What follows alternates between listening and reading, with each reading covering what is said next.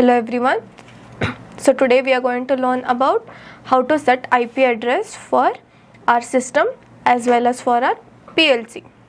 So initially we have to click on the search button and say command prompt, click on CMD or command prompt, and then you click IP config, CONFIG IP config /all. So with this you will know what is the IP address of our laptop or our system. So you can see IPv4 address, and there it is 192.168.155. So this is my IP address of my computer.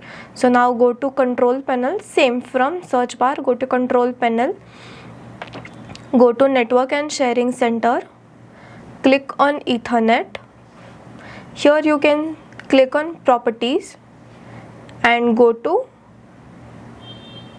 IPv4, click on that. So IP address initially it will be obtaining automatically, but it will be like obtain IP address automatically, but click on use the following IP address. So give the following IP address as 192. So first block should be 192.168.0. You can give 1 or 2 or anything, but it should be all in sequence. So if we are giving our PC as 1, then our PLC should be 2. If PLC is 2, this should be 1. Okay, and say okay.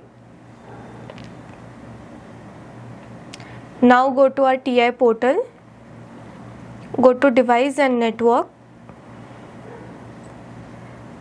So go to properties, general and Ethernet address.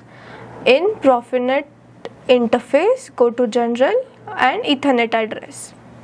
So here you can check my IP address is different, so we have to set it according to our PC now. So 192.168.0 is our leap, so 0.1 or 0.2. Here again you can check. So we have given 192.0.2, and our subnet mask will be same for all, 255, 255, 255. So there I have taken as 2. So here in the PLC I am taking it as 10.1. So now are both the IP address and for both the PC also and PLC also, both the IP address are set, and now you can click on save.